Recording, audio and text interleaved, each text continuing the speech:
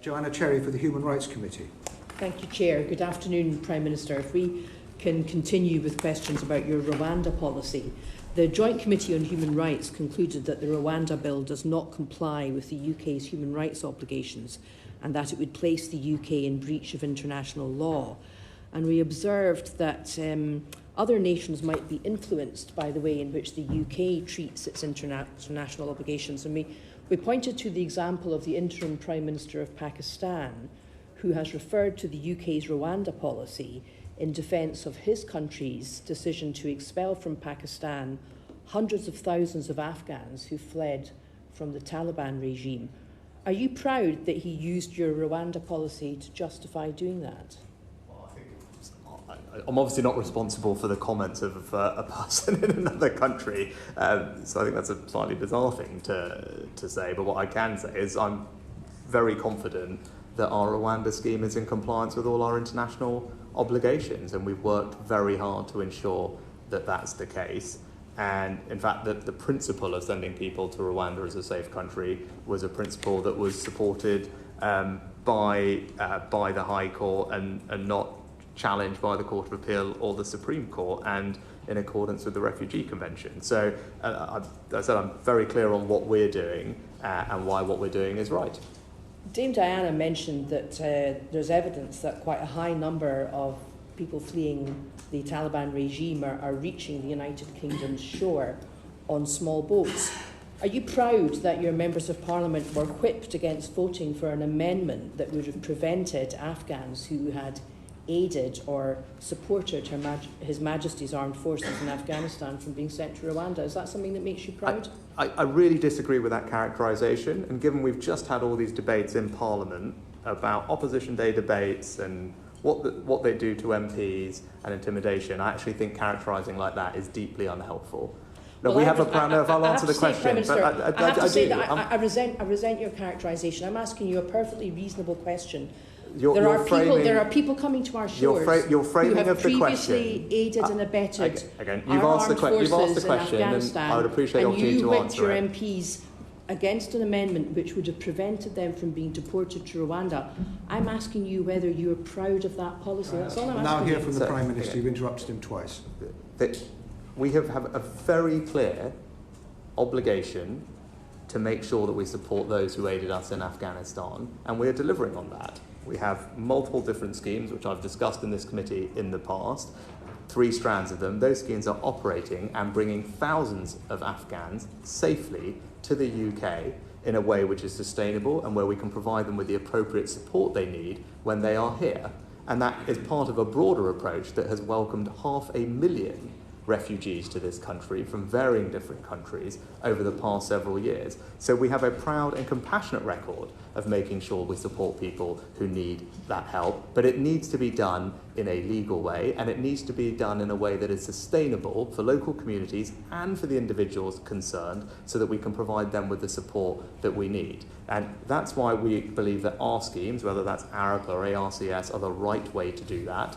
Other people will have their views, but we believe our way is the right way, and that's because we do believe we have an obligation and we're delivering on it. The Home Office have prepared a 137-page long country information note on human rights in Rwanda, and it was recently updated in January, and it collates sources ranging from the US State Department to Human Rights Watch, which set out very grave shortcomings in the protection of human rights in Rwanda. Can you explain to me why it is that you feel able to ignore reliable information collated by your own Home Office in insisting that Rwanda is a safe country? Because we have a new agreement with Rwanda that gives us the assurance that we need that people's rights will be respected, and we're also supporting them to improve the processing of people's claims. I would also make the point, as I reiterated earlier, the High Court did find that it was generally safe for individuals to be relocated under the MEDP in Rwanda, and that wasn't challenged by the Court of Appeal or the Supreme Court. And the treaty that we now have makes further clear that all the obligations will be met of all individuals and without discrimination. I'd also say the constitution of Rwanda includes a broad prohibition of discrimination. It does not criminalise or discriminate against aspects that have been raised, and Rwanda itself is passing new laws on asylum processing. So for all those reasons, we are confident that this policy is the right one and is deliverable within all our obligations, and I've had commitments from the President down that they are absolutely determined to make this work. On that point, I think where you and I could agree is that the United Kingdom has some of the best human rights and equality protections in the world for people who are same-sex attracted or people who are transgender. But it's a matter of fact that there are no such laws in Rwanda, and indeed the Foreign Office travel advice for Rwanda warns, and I quote, that individuals can experience discrimination and abuse, including from local authorities. There are no specific anti-discrimination laws that protect LGBT individuals.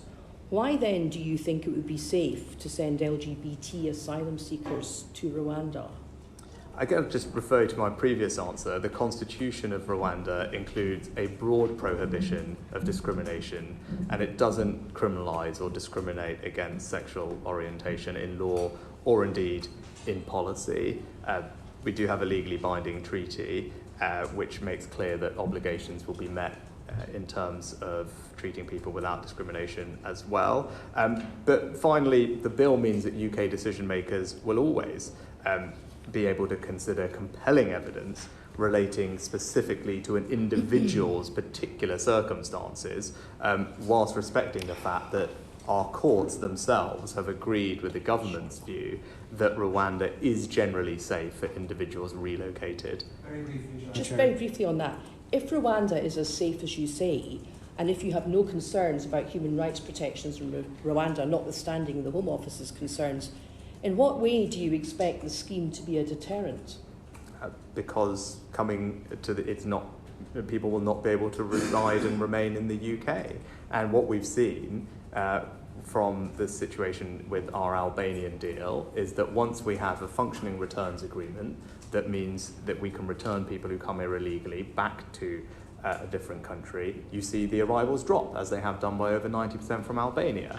And if you look at how other countries, for example Australia, have dealt with this, it has also been found to work. That's why I'm confident that deterrence works, and without question, this is a novel thing to do, but we do need to look at novel and bold solutions to a situation which otherwise will just continue to get worse. I don't think that's right, I don't think that's fair, and I don't think that's compassionate, because as we just saw weeks ago, people are tragically dying when they're exploited by gangs making these crossings. So for all sorts of reasons, the right thing to do is to break that cycle. Having an effective deterrent is critical to that. Indeed, the National Crime Agency has also agreed that having a deterrent is key.